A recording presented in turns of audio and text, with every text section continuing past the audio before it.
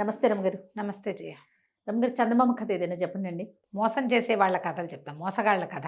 ఓ ఒక ఊళ్ళోట ఇద్దరు గురు శిష్యులు లాంటి వాళ్ళు ఉండేవాళ్ళు. దుర్బుద్ధి, వక్రబుద్ధి. వాళ్ళ పేర్లా? ఆ, అంటే బహుశా పేర్లు అవి అయ్యి ఉండవు, చుట్టుపక్కల జనాలు పెట్టుంటారు. అందరినీ మోసం చేసేవాళ్ళు. చిన్న చిన్న టోకరాలు, చాలా పెద్ద డబ్బు కొట్టేసేది కాదు అది. చిన్నగా బోల్తా కొట్టించి ఆ పూటకి పబ్బం గడిపేసుకోవటం. ఈ దుర్బుద్ధి, వక్రబుద్ధి ఆ ఊరు ఈ ఊరు తిరుగుతూ ఆ ఊళ్ళల్లో జనాల్ని టోకరాలు ఇచ్చేవాళ్ళు. ఈ ఊళ్ళని అయిపోయాక ఒకరోజు పక్క ఊరు వెళ్ళారు. వెళ్ళి అక్కడ స్థిరపడాలి. మనం స్థిరపడాలంటే ఏం చేద్దాము అని ఆలోచించి అట్లా చూసుకుంటూ వెళ్ళి ఏం చేసేట ఒక సావిట్లో మామూలుగా ఇళ్లలో ఎలా ఉండేవి, పాతకాలపు ఇళ్ళు, ముందుకు ఇల్లుండి వెనకాలకి గొడ్ల సావిళ్ళు ఉండేవి. ఇంటి మీద నుంచి ఇటా లోపలికి వెనకాలకి వెళ్తే పెరళ్ళు ఉంటాయి కదా. ముందు సావిళ్ళు ఉండి వెనక్కి ఇళ్ళు ఉండేది అసలు కనపడేదే కాదు, చాలా తక్కువ. అనుకోకుండా వీళ్ళకి ఏం కనపడింది, ఒక శాల పక్కనే ఇల్లు, ఆ శాలకి గేట్ లేదు. శాల అంటే పశువుల శాల. పశువుల శాల. పశువుల శాల ఉండి పక్కనే ఇల్లు ఉంది, పక్క పక్కనే అది ఇది ఇట్లా ఉన్నాయి. దీనికి ఊరికే ఏదో చిన్న గొట్టం లాంటిది అడ్డం పెట్టారు, అంత జోరుగా లేదు. తాళాలు గీళాలు లేవు. ఇంట్లో మరి జనం తక్కువ ఉన్నారో ఏమో, ఎవరు బయట వాకిట్లో కాపలా పడుకోవటం. పాతకాలం ఏం చేసేవాళ్ళు పెద్దవాళ్ళు, వాళ్ళు వాకిటి పంచలో పడుకోవటము, వాకిట్లో మంచం వేసి పడుకోవటం, అరుగు మీద పడుకోవటం. ఎవడైనా మనిషి కదిలేసరికి ఎవడరా అంటూ ఉండేవాళ్ళు. వీధి కుక్కలు ఉండటము, గొడ్లే కొత్త మనిషి వస్తే ఎడ్లు గిత్తలు అవి బుసలు కొట్టడం ఏదో ఉండేది. అరుస్తాయి రమ్మగారు? గొడ్లు అరుస్తాయి.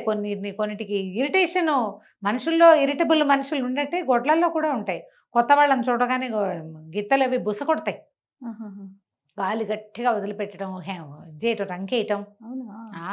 గేదెల్లో కూడా ఒకటి రెండు ఒప్పుకోవు, కొత్త మనిషిని ఒప్పుకోవు, ముట్టుకోవడానికి కూడా ఒప్పుకోవు. అన్నీ కాదు, అన్నీ సాధువుగా ఉంటూ ఉంటాయి. ఒక్కొక్కటి రెండు వాటి వల్ల అవి కాపలాగా కూడా పరిణమిస్తూ ఉంటుంది అనమాట. అయితే ఇవి ఏం చేశారు వీళ్ళు, ఆ శాలలో ఒక ఎద్దు ఒకటి కనపడింది. ఏదో వెనక్కి ఒంటెద్దు బండి ఉంది, గొడ్లేవో ఇంకా ఉన్నాయి. వీళ్ళు ఏం చేశారంటే ఆ ఎద్దు సాధువుగా ఉంది, దాని దారిని అది ఎటాగో చూస్తుంది. పడుకుని దాన్ని అయితే లేవదీయలేకపోయేవారు. అది నిలబడి ఉంది, ఏ మూత్రించడానికో నుంచున్నట్టుంది. చల్లగా మెడలోంచి తాడోడు తీసుకుపోయారు. తీసుకుపోయి ఎక్కడో అడవి వైపుకి తీసుకెళ్ళి అక్కడ కట్టేసి పరిగెత్తుకుంటూ ఊళ్ళోకి వచ్చేసారు. తెల్లవారేసరికి ఓ సత్రంలో చేరారు. వక్రబుద్ధి కొంచెం పెద్దవాడు, దుర్బుద్ధి కొంచెం చిన్నవాడు. ఆ వక్రబుద్ధి పోయి సత్రంలో వాళ్ళతో మాట్లాడుకుని అక్కడ ఉండిపోయాడు. ఈ దుర్బుద్ధి రోడ్డు మీద తిరుగుతున్నాడు. ఓకే. అయితే ఏమైంది, ఇంతలో ఈ పశువుల శాలలో నుంచి గొడ్డు తప్పిపోయింది కదా ఎద్దు. తెల్లవారే లేచి చూసుకునేసరికల్లా రైతుకి ఎద్దు కనపడలా. వాళ్ళ ఇంట్లో వాళ్ళంతా ఏదో పక్క ఊరు పెళ్ళికి వెళ్ళారు. అతనేమో అప్పుడే పెళ్ళి నుంచి వచ్చాడు. ఇంట్లో పిల్లలే పడుకున్నారు, వాళ్ళేమో చూసుకోలేదు. ఇంకేముంది, అయ్యో రామా నా ఎద్దు పోయిందని చుట్టుపక్కల అంతా వెతికారు. ఏం వెతుకుతారు, జనరల్గా తాళ్ళు కూడా తీసుకుని వెళ్ళిన గొడ్డు ఏ పక్క చేలోనో ఏ పక్క వాళ్ళ వాకిటోనో నుంచుంటుంది, ఎక్కడికో పరిగెత్తుకుంటూ పోదు కదా, అట్లా వెళ్ళవవి. ఇక చుట్టూతో అంతా వెతికారు. అయ్యో ఏదో అయిపోయిందని లబో దిపోమని మొత్తుకుంటున్నారు. ఈ దుర్బుద్ధి ఏం చేశాడు, అక్కడ ఇక్కడ వెళ్తూ ఏమిటండి ఏమైంది, ఎందుకంత కాల్ చేస్తున్నారు అని చల్లగా కనుక్కుని, ఒడ్డు పోయిందా, మా గురువుగారు ఒక ఆయన ఉన్నారండి, ఈ ఊళ్ళోనే ఎక్కడో దిగారన్నారు, ఏదో సత్రంలో దిగుతానని కబురు చేశారు, ఏ సత్రంలో ఉన్నారో చూసుకోండి, మరి ఆయన అయితే ఇట్లా పోయిన చిటికలో చెప్తాడండి, ఆయన జ్యోతిష్యం ఇట్టా ఇట్టా ఇట్టా వేళ్ల మీద ఉంటుందండి అన్నాడు. అనేసరికి ఆ ఊళ్ళో ఉన్నది ఒకటే సత్రం. అందరూ పొలమని పోయారు. పోతే ఆ లోపల వక్రబుద్ధి కూర్చుని ఉన్నాడు. ఏమండి గురుగారు, మీరు ఫలానా గురుగారేనా అని కనుక్కున్నారు. అవునన్నాడు. ఎద్దు పోయిందండి మా ఇంట్లోది, మరి ఎట్లా పోయిందో తెలియలేదు, ఎక్కడుందో చెప్పండి బాబు మీకు పుణ్యం ఉంటుందని రైతు బతిమలాడాడు. అట్లాంటివి ఏమైనా ఉంటే జనం చేరతారు. రోడ్డు మీద ఏదైనా యాక్సిడెంట్ అయినా బోళ్ళ మంది చేరుతుంటారు చూడు. వాడు ఏమడుగుతాడో, ఈయన ఏం చెప్తాడో, నిజంగా దొరుకుతుందో దాని మీద పందేలు, దొరుకుతుందని దొరకదని, చిచ్చి ఇవన్నీ దొంగ మాటలని. ఒకడు కాదు, మా చిన్నప్పుడు ఇలాంటివి, మా ఇంట్లో చిలక వచ్చింది, చిలక ఎక్కడి నుంచి వచ్చిందో ఒక ఆయన చెప్పాడు, ఏవో మాట్లాడుకుంటారు. అంతేగా. జనం చేరారు. చేరేసరికి నేనేం చేశాడు, బాగా ఆలోచించి, నీ పేరేమిటో, మీ ఇల్లు ఏ దిక్కునుంది అని ఇట్లా బోల్డ్ ప్రశ్నలు వేసాడు. అక్కడి నుంచి సంచుల నుంచి 2 తాటాకు పుస్తకాలు తీసాడు. తాళపత్ర గ్రంథాలు ఉండేవి కదా, దాన్నంతా తిరిగేశాడు. తిరిగేసి సూటిగా వెళ్ళు, ఊళ్ళోంచి అడవిలోకి వెళ్ళిపో, కుడి చేతి వైపుకి మళ్ళు, కుడి చేతి వైపున బాగా ముందుకెళ్తే ఒక మర్రి చెట్టు వస్తుంది. అవునండి అక్కడ ఏదో మర్రి చెట్టు ఉందండి అన్నాడు. ఆ మర్రి చెట్టు మీదకి ఎదురుగుండా మళ్ళా నడు అక్కడ ఒక వేప చెట్టు ఉంటుంది. ఆ వేప చెట్టు నుంచి పక్కకు మళ్ళు అక్కడ చిన్న చింత చెట్టు ఉంది, నీ ఎద్దు అక్కడ కనపడుతోంది నాకు అన్నాడు. జనాలు వేప చెట్టు చింత చెట్టు ఎక్కడైనా ఆలోచిస్తుండగానే ఈ రైతు 5-6 వెంటేసుకుని పరిగెత్తుకుంటూ పోయాడు. వెళ్ళేసరికి ముందు మర్రి చెట్టు కనపడింది, దాని ఎదురుగుండా అలా నడవగా ఒక వేప చెట్టు ఉంది, దాని పక్క నుంచి ఇంకొంచెం దూరం నడిస్తే చిన్న చింత చెట్టు, దాని కింద పడుకుని నెమరేస్తున్న ఎద్దు కనపడింది. ఆశ్చర్యపోయారు. అయ్యో బాబాయ్ ఇంకేమైనా ఉందా, ఎట కనిపెట్టేశాడు అమ్మో అనుకున్నారు. ఇక ఎద్దుని తీసుకొచ్చిన రైతు పళ్ళు తెచ్చాడు, ఫలాలు తెచ్చాడు, 10 రూపాయలు తీసుకొచ్చి ఇచ్చాడు. బాబా మీరు లేకపోతే నేను పిల్లలు గలవాడిని అన్యాయం అయిపోయివ్వండి, ఇది బ్రహ్మాండమైన ఎద్దు, మా ఊళ్ళో ఇది ఒక్కటే ఒంటెత్తు బండి అన్నాడు. ఇంటికి 10 దండాలు పెట్టారు. సత్రం వాళ్ళు మీరేం పావలా ఇవ్వక్కర్లా, హాయిగా 4 రోజులు ఉండి ఇక్కడే తినండి అన్నారు. ఇంత గొప్ప విషయం కదా. మరి అంతేగా. అయితే ఏంటంటే జనరల్గా ఈ ఊళ్ళల్లో 2-3 రకాల వ్యవహారాలు వీళ్ళు చేసేవాళ్ళు కాదు ఇలాంటివి. వీళ్ళు వేరే ఊరు మారుదామనుకున్నారు. ఈ మారే లోపల గ్రామాధికారి పరిగెత్తుకుంటూ వచ్చాడు. మీరు ఉన్నారా లేదా అని వచ్చాను అనేసరికల్లా సరే ఇప్పుడు వీళ్ళే దొంగతనం చేసి దాచేసిన ఎద్దు ఎక్కడుందో చెప్పి 10 రూపాయలు అంటే కనీసం ఒక నెలన్నర గ్రాసం వాళ్ళకి. ఆ రోజుల్లో 10 అంటే చాలా ఎక్కువ కదా. వాడు తెచ్చిచ్చాడు. మరి వీళ్ళేమో చుట్టుపక్కల వాళ్ళు ఏవో పళ్ళు ఫలాలు సమర్పించారు. 4 రోజులు తినచ్చు. 2 రోజులు సత్రంలో చక్కగా శుభ్రంగా భోజనం చేశారు. వెళ్ళిపోదాం అనుకున్నారు. గ్రామాధికారి వచ్చేయమన్నాడు, మీరు జ్యోతిషాచార్యులు ఎవరైనా కావాలి నాకు, మీరు ఏమో ఎద్దును కనిపెట్టారట, నాది కూడా ఒకటి కనిపెట్టండి, బంగారు పాందాన్ని పోయిందండి నాది, అది ఎక్కడుందో చెప్పండి అన్నాడు. కతుక్కుమన్నారు వీళ్ళు. ఓ నాయనా ఎట్లా చెప్తాం ఇది, మనకేమొచ్చు అంతేగా. నీ లెక్కేసి అంటే దొంగ లెక్కలు వేస్తాం, అసలు లెక్కలు రావు కదా. మనమే కొట్టేసి కట్టేసిన ఎద్దునైతే చెప్పగలుగుతాం, ఇది ఎట్లా చెప్తాం. సరే ఇప్పుడు గబగబా పంచాంగం తీసి ఇప్పుడు వర్జ్యం ఉందండి ఇప్పుడు చెప్పకూడదు, తర్వాత చెప్తాం, మీరు ఆనక చెప్తాం, మీరు వెళ్ళరండి అని పంపేశారు. యాక్చువల్గా ఏమైంది, ఆ గ్రామాధికారి ఇంట్లో ప్రారంధం అనే ఒక పనివాడు ఉన్నాడు. ప్రారంధం, వాడి పేరే ప్రారంధం. ఊళ్ళల్లో అట్లా పెడతారు, ఇప్పుడు వీళ్ళకి పెట్ల దుర్బుద్ధి వక్రబుద్ధి కదా. అట్లాగే ప్రారంధుడు. ఆ ప్రారంధం ఏం చేశాడు, ఈ బంగారు పాందాను ఆయన ఈ మధ్యకాలంలో దాని జోలికి మర్చిపోయాడు అనుకుని వాడు దాచేశాడు. ఈయనకి ఆ రోజు ఎందుకో గుర్తొచ్చింది. ఇక వెతకటం మొదలుపెట్టారు. ఇప్పుడు ఏం చేయాలి, ఇప్పుడు వీడికి ప్రారంధానికి ఏం భయం వేసింది, అమ్మో వీళ్ళు ఎక్కడో కట్టేసున్న ఎద్దుని చెప్పారంటే మన సంగతి కూడా చెప్పేస్తారు, కాబట్టి వీళ్ళని ఏం మాట్లాడుకుంటున్నారో వినాలని గ్రామాధికారి బయటకు వచ్చేయంగానే వీళ్ళు పోయి వీడు వెళ్ళి అక్కడ కిటికీ దగ్గర నుంచున్నాడు. ఆయనతో పాటు వచ్చాడు, ఆయనతో పాటు ఇంటికి వెళ్ళాల, ఆయన ఇంటికి వెళ్ళిపోయాడు. ఇప్పుడు వర్జం ఉంది, మంచి సమయం బాగుపడ్డాక దుస్సమయం ఏదో అంటారు కదా, దుర్ముహూర్తాలు అయిపోయాక మేము చూసి చెప్తానులేండి అన్నారు. ఆయన వెళ్ళిపోయాడు. వీడి కిటికీ దగ్గర నుంచున్నాడు. ఇప్పుడు వీళ్ళు ఏమనుకున్నారు, ఇదేం ప్రారంధం రా మనకి, ఇది ప్రారంధం అంటే ఏమంటారు, మన కర్మకి మన కర్మానికి వచ్చింది అనగానే వాడు గతుక్కుమన్నాడు. ఏమిటి ఇదేం ప్రారంధం అంటున్నారంటే, నా పేరే కదా ప్రారంధం, వీళ్ళకి తెలిసిపోయిందేమో అని. అక్కడి నుంచి రెండోవాడు అన్నాడు, దుర్బుద్ధి అన్నాడు, ప్రారంధాలకు మనం ఏం చేసేదేం లేదండి, ఉత్తర దిక్కుగా నడిచి వెళ్ళిపోదాం అన్నాడు. ఆ ఊరికి ఉత్తరంగా ఇంకో ఊరుంది రామాపురం. ఉత్తర దిక్కు పట్టుకుని నడిచి వెళ్ళిపోదాం అనగానే వీడు హడలిపోయాడు. ఎందుకంటే వీడు ఉత్తరంలో ఉన్న శ్మశానం దగ్గర పాతి పెట్టాడు దాన్ని. పరిగెత్తుకుంటూ లోపలికి వచ్చాడు. బాబు మీ పుణ్యం ఉంటుందండి, ఉత్తర దిక్కులో నేను పాతేశానని మాత్రం చెప్పి, ఇప్పుడు ఉత్తరం కనపడింది, ప్రారంధం పేరు తెలిసింది వాళ్ళకి, ఉత్తరం కనపడింది. ఇప్పుడు ఏమవుతుంది, తవ్వాడు పాతాడు కనపడదు, అంతేగా కనిపిస్తుంది.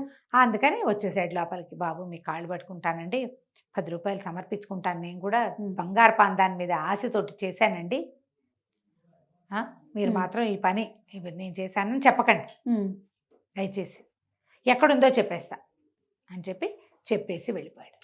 వీళ్ళు అమ్మాయి అనుకుని మర్నాడు పొద్దున్నే గ్రామాధికారిని కేకేసి, ఉత్తరంగా ఉన్న శ్మశానానికి ఒక సావిడి ఉంది, సావడి మొదటి మెట్టు దగ్గర తవ్వి పాత పెట్టబడి ఉంది మీది, ఎవరు అంటే అది కనిపించట్లేదని చెప్పేశారు. ఎవరు చేశారు అంటే ఎవరో చేశారు. మీకు శ్మశానంలో పాత పెట్టబడ్డ వస్తువు గురించి మనం తెచ్చుకోవటమే తప్పు, అవును పాపం, అవును అయినా తెచ్చుకున్నాం, ఏదో బాగు చేసి వేడి నీళ్ళు పోసి పసుపు నీళ్ళు చల్లి పాలతో కడిగి లోపల పెట్టుకోండి. వ్యక్తిని గురించి అడిగామనుకోండి, వ్యక్తి కనపడ్డాడంటే వ్యక్తితో ఏమైనా ఆత్మలు మీ ఇంట్లోకి వచ్చేస్తాయి అని వాడిని బెదిరించారు గ్రామాధికారి. గ్రామాధికారి సరే అంటాడుగా, అంతేగా ఊరుకున్నాడు. 2 రోజులు మా ఇంట్లో ఉండండి అని పిలిచాడు. 2 రోజులుండి వెళ్ళిపోదాం అనుకున్నారు. ఈ 2 రోజుల నుండి వీళ్ళు బయలుదేరే సమయానికి వీళ్ళకి తిండి అవి కట్టిస్తున్నారు ఇంట్లో వాళ్ళు. ఆ సమయానికి రాజుగారి దగ్గర నుంచి ఒక ఫర్మానా వచ్చింది. అక్కడి నుంచి ఏమైంది, రాజుగారు ఏం పంపించారు ఫర్మానా, రాజుగారి గట అప్పుడు ఆ కాలంలో ఈ ఊళ్ళన్నిటికీ పెద్ద రాజు ఒక ఆయన ఉన్నాడు. ఆయనకి ధర్మపాలుడని ఒక వ్యాపారస్తుడు వచ్చాడు. ఆ వ్యాపారస్తుడట చాలా సరదాట అతనికి. పందేలు కడతాడు. అతనికి 7 ఓడలు ఉన్నాయి. ఆ 7 ఓడల్ని రాజుగారు మనకి రాజధాని నగరం నౌకలు ఆగే నగరం అనమాట. ఏమనాలి దాన్ని మనం, కోస్తా ప్రాంతం, తీర ప్రాంతంలో ఉంది రాజధాని. 7 పడవల నిండా వస్తువులు ఉన్నాయి. పడవలతో సహా ఇక్కడ దిగాడు ఆ ధర్మపాలుడు. రాజుగారిని చూడబోయాడు, ఏవో కానుకలు సమర్పించాడు. పిచ్చాపాటి మాట్లాడుకున్నప్పుడు పందెం వేసుకుందామని ఏం చేసేట, ఒక ఇంత బాక్స్ చూపించాడు, ఒక పెట్టె. ఈ భోషాణంలో ఏముందో చెప్తే నా 7 పడవలు మీకు ఇచ్చేస్తా. ఓహో. మీరు సరిగ్గా చెప్పలేకపోతే మీ రాజ్యం నాకు ఇచ్చేయాలి, ఇది పందెం. రాజుగారికి రాజ్యం నాకు ఇచ్చేయాలి వినపడలా పెద్దగా, అది బరువుగా అనిపించలే. 7 పడవలు మన సొంతం అవుతాయన్న పాయింట్ అనిపించింది. ఏమనుకున్నాడు, మన రాజ్యం నిండా బోళ్ళంత మంది జ్యోతిష్ శాస్త్రవేత్తలు ఉన్నారు, అసలు కంటితో చూడకుండానే అక్కడెక్కడో అది జరిగింది, ఇక్కడెక్కడో ఇది జరిగింది చెప్తారు, ఇది మాత్రం చెప్పలేరు. ఓహో, చెప్పేస్తారు. కాబట్టి అప్పుడు 7 పడవలు మన రాజ్యానికి ఏమంటే బోల్డ్ అంత సంపద, సంవత్సరపు వ్యాపారపు సరుకు అని ఈయన ఉత్సాహంగా, ఈ డబ్బాలో ఏముందో మేము చెప్పగలమని పందెం కట్టాడు. పందెం ఏమిటి, ఇస్తే 7 పడవలు, వస్తే రాజ్యం. బాగుంది, ఇదే కదా. అక్కడి నుంచి ఏమైంది, వాళ్ళని వీళ్ళని పిలిచాడు. ప్రతి వాళ్ళు ఆ డబ్బా చూస్తారు, దాన్ని కదుపుతారు, దాంట్లో ఏదో ఉందని తెలుస్తోంది, అంతుంది బాక్స్. ఈయన పెట్టే, కానీ ఏముందో ఇది చెప్పలేకపోయారు. ఓ వాసన లేదు, ఓ రంగు రుచి వాసన ఏమీ లేవు, ఏమీ తెలీదు, ఏదో కదులుతోంది లైట్గా. వాడు ఏం పెట్టాడు ఎటా తెలుస్తుంది, దాంతో తెలియలే. జ్యోతిష్ శాస్త్రవేత్తలంతా పెద్ద విరిచారు, మా వాళ్ళు కాదంటే రాజుగారికి బెంగ పట్టుకుంది. ఓ నాయనో, రాజ్యం ఇచ్చేయాలి. మొదట వినపడలా, తర్వాత వచ్చేసరికి తెలిసింది. అక్కడి నుంచి ఉత్తరాలు రాశాడు అందరికీ, గ్రామాధికారులకి. మీ ఊళ్ళో ఎవరైనా అత్యద్భుతమైన జ్యోతిష్ శాస్త్రవేత్తలు ఉండి ఘటనా సమర్థులు ఎవరైనా ఉంటే వాళ్ళని బట్టు రండి. మనవాడేమో ఈ ఊరి గ్రామాధికారి, అయ్య బాబోయ్ ఎంత అవకాశం, రాజుగారి దగ్గర మీ ప్రతిభను చూపించవచ్చు, మీరు ఎక్కడో దాచిపెట్టబడిన పాందాన్ని ఇంకెక్కడో దాచిపెట్టబడ్డ ఎద్దుని పూడ్చిపెట్టబడ్డ పాందాన్ని పట్టుకున్నారు, ఇది మాత్రం చెప్పలేటండి, పదండి మన రాజుగారి దగ్గరికి వెళ్దామని అప్పటికప్పుడు ఒంటెద్దు బండి కట్టించి ఈ దొరగారులు ఇద్దరిని, దుర్బుద్ధిని వక్రబుద్ధిని ఇద్దరిని బండెక్కించి తను కూడా వాళ్ళ వెంబడబడి వచ్చాడు. ఓకే, వాళ్ళకి ఏం చేయాలో తెలియలే. కానీ రాజమర్యాదలు జరిగినాయి. గ్రామాధికారి మిగిలిన గ్రామాల నుంచి పెద్దగా ఎవరు రాలా. మన గ్రామాధికారి ఏమో రాజుగారికి, వీళ్ళు ఇంద్రుడు చంద్రుడు మామూలు వాళ్ళు కాదు, గురు శిష్యులు ఇద్దరు, వాళ్ళ దగ్గర పుస్తకాలు ఉన్నాయి, తాటాకు పత్రాలు ఉన్నాయి, వాటితో చూసి చదివారంటే ఏదైనా చెప్పేస్తారండి అన్నారు. సరే వీళ్ళకి ఏం చేయాలో తెలియదు, పారిపోవాలి. ఇప్పుడు చెప్తే ఒక రకం, చెప్పలేం మనకు తెలీదు. చెప్పకపోతే రాజుకి రాజ్యం పోవడం కాదు, రాజు చేతిలో తమ ప్రాణాలు కూడా పోతాయి. అవును, ఏం చేయాలి, బతుకుంటే బలిసాగు తినచ్చు, పారిపోతాం అనుకున్నారు. అయితే ఇప్పుడు రోజులు బాగుండలేదు, మనకి ఇంకా సమయం ఉంది కదా, 3 రోజుల వ్యవధి ఉంది. ఈ 3 రోజుల్లో చెప్తాము అంటే ఈ 3 రోజులు 2 రోజుల పాటు వీళ్ళకి అంగరంగ వైభవంగా అన్ని ఏర్పాట్లు చేశారు. హాయిగా రాజభోజనం, రాజనిద్ర, రాజబట్టలు, రాజ స్నానాలు, ఇక చెప్పద్దు, ఒకటి కాదు, అన్నీ లభించినాయి. 2వ రోజు రాత్రి పారిపోయారు వీళ్ళు. ఓకే, ఇదేమిటి ప్రాంతం, రోడ్డు లేదు దీనికి, ఒకవైపు అంతా ఊరు, రెండో పక్కంతా సముద్రం. ఓకే, వీళ్ళు లోపలికి వచ్చిన దారిలోంచి బయటికి వెళ్తే వాళ్ళు పట్టేస్తారు. అందుకని 2వ దారి గుండా బయలుదేరి సముద్రం చేరారు. ఎంతో కొంత ఏదో ఒక దీవిని పట్టుకుందామని ఇక వచ్చిన తెప్ప వేసుకొని ఈదడం మొదలెట్టారు. ఈదగా ఏమైంది, లోపల ఒక పెద్ద పడవకి తగులుకున్నారు వీళ్ళు. సరే ఈ పడవ ఎక్కేద్దాము, పడవలో పడుకుని పడవతో పాటు పారిపోదాం. పడవలో ఏమిటి 1-2 సామాన్లు, అదేం చిన్న పడవ కాదు, పెద్ద నౌక. ఓకే, ఏ సందు కింద దాక్కున్నా, తాళ్ళ కింద దాక్కున్నా వెళ్ళిపోతాం కదా. ఇద్దరు మెల్లిగా ఆ పడవకి 5-6 పక్కల నుంచి తాడు నిచ్చెనలు వేళ్లాడేస్తున్నాయి. ఇద్దరు తాడు నిచ్చెన పట్టుకుని ఎక్కారు. వీళ్ళు ఎక్కి ఒక కిటికీ లాంటి దగ్గరికి చేరారు, పైకి ఎక్కుతూ.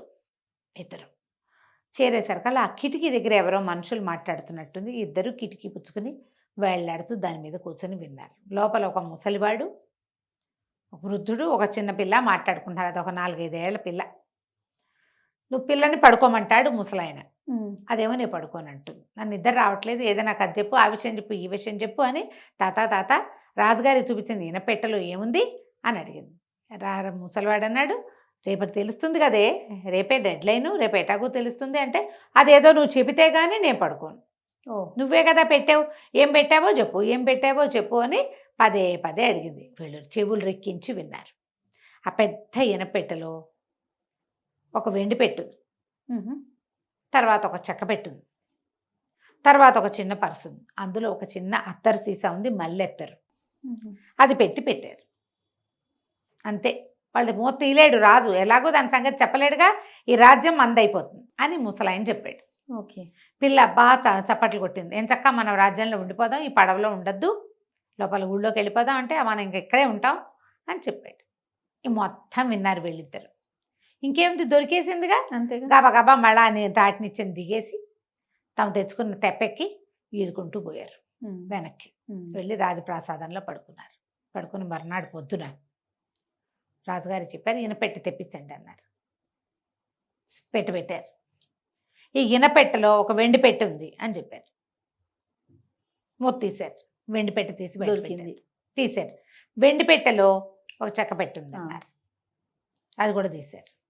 లోపల ఒక చెక్క పెట్టుంది. ఆ చెక్క పెట్టెలో పర్సు. ఒక చిన్న పర్సు ఉంది, తోలు సంచి ఉంది. తోలు సంచి తీశారు. ఈయన ఉన్నాడు కదా నౌకా తాలూకు ధర్మపాలుడు, ఆయన అట్లా చూస్తున్నాడు. ఒక వీళ్ళు దుంపదేగా ఇన్నిట కనిపెట్టారు వీళ్ళు. ఇప్పుడు ఈ తోలుపేటలో ఈ తోలు సంచిలో మల్లెత్తరుంది, కావాలంటే చూడండి అన్నారు. జనం అంతా చప్పట్లు కొడుతున్నారు. తోలు సంచి ఓడదీస్తే అందులో చిన్న అత్తరు సీసా ఉంది. అది ఓపెన్ చేసేసరికల్లా మల్లెపూల వాసన గూపాడిస్తుంది. చాలా ఆశ్చర్యపోయాడు ధర్మపాలుడు. ఎంత తెలివిగల వాళ్ళు అని చెప్పి తమ 7 పడవల్లో ఉన్న సరుకు దింపేశాడు ఈ రాజ్యానికి. పడవలు ఇవ్వటం కాదు, మొత్తం సరుకు అంతా ఇచ్చేశాడు. వీళ్ళకి సంవత్సరానికి సరిపడా వ్యాపారం అది. ఓ. ఇచ్చేసి ఇంత గొప్ప జ్యోతిష్ శాస్త్రవేత్తలున్నారు, ఇక మీకు తిరుగులేదు మహాప్రభు, మీరు చాలా అదృష్టవంతులు, ఓహో అని అందరూ ఓహో అన్నారు. ధర్మపాలుడు వెళ్ళిపోయాడు. రాజుగారు ఎంతో సంతోషించి, అబ్బాయి ఇక నుంచి ఇలాంటి ఏ సమస్యలు వచ్చినా మీరే తీర్చాలి నాకు అన్నాడు. వీళ్ళకి అన్నీ బాగున్నాయి. ధర్మపాలుడు బహుమతులు ఇచ్చాడు, రాజ్యంలో అందరూ బాగా ప్రైజ్ చేస్తున్నారు. రాజుగారు ఎంత బహుమతులు ఇచ్చాడు, ఎన్ని ఇచ్చాడో. కానీ ఇప్పుడు ప్రాబ్లం ఏంటంటే రేపటి నుంచి చెప్పంటాడు. అదే కదా. ఇదేదో ఫ్లూక్గా కుదిరింది రేపు. ఆ. అందుకని ఏం చేశారు, ఇద్దరు ఒక ఎత్తెత్తారు. ఆ రోజు రాత్రి అందరు పడుకొని నిద్రపోతుంటే వీళ్ళకి ఒక సెపరేట్ రూములు ఇచ్చారు. అందులో కొంచెం నూనె పోసి అంటించేశారు. దీపాలు అంటుకుపోయినాయి. దీపం అంటుకుపోయింది. లబో దిబోమని కేకలు పెట్టారు. మొత్తం సైనికులు వాళ్ళు వీళ్ళు వచ్చారు.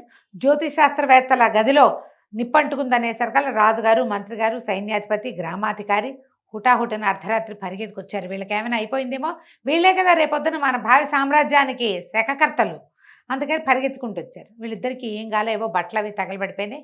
గురువుగారు వక్రబుద్ధి నెత్తిమీ చేతులు పెట్టుకుని ఏడుస్తున్నాడు. దుర్బుద్ధి ఏమో కాసేపు ఏడుస్తాడు, కాసేపు ఓదారుస్తున్నాడు. ఏం జరిగింది మీకేం అవ్వలేదు కదా అంటే, మాకేం కాలేదండి, కానీ మా గురువుగారి తాలూకు మంత్రాల సంచి ఉన్నాయి కదా, పుస్తకాలు ఉన్నాయి కదా, పుస్తకాల సంచి గ్రంథాలు తగలబడిపోయినాయండి.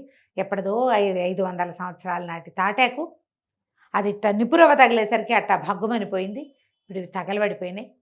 మేమేం జ్యోతిష్యం చెప్తాం ప్రభు మీకు అని వక్రబుద్ధి విపరీతంగా ఏడ్చాడు. దుర్బుద్ధి కూడా బలబలా ఏడ్చాడు. గురువుగారు ఏడుస్తున్నాడు. రాజుగారు అన్నారు, ఏం పర్వాలేదు, మీరేం బాధపడకండి, మీ ఇద్దరికి చెరో పదవి ఇస్తా, మా ఆస్థానంలోనే ఉండండి. మీరు అవేవి చెప్పలేకపోయినా పర్వాలేదు, ఆల్రెడీ చెప్పి మా చాలా పెద్ద సమస్యను తీర్చేశారు మీరు, లేకపోతే రాజ్యం పోయేది. మీ వల్లే రాజ్యం ఉంది, హాయిగా చేరుకో, ఇల్లు ఇస్తాం, వివాహాలు చేసుకోండి, సుఖంగా ఉండండి ఇక్కడేనని చెప్పి వాళ్ళు అక్కడే ఉంచుకున్నారు. తెలివితేటలతో ఇంకా ఏమీ చేయక్కర్లేకుండా ఏదో మామూలుగా ఆఫీస్కి వెళ్ళొస్తూ ఉండొచ్చు. మనకి క్రికెటర్లకి వాళ్ళకి ఇస్తుంటారు ఉద్యోగాలు, ఏముంది ఊరికే వెళ్ళి చూసి వస్తారు, అంతకంటే ఏముండదుగా.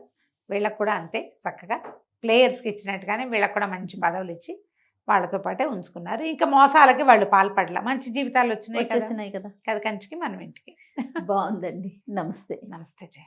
సుమన్ టీవీలో మీ పర్సనల్ అండ్ బిజినెస్ ప్రమోషన్స్ కోసం కింది నెంబర్కి కాంటాక్ట్ చేయండి.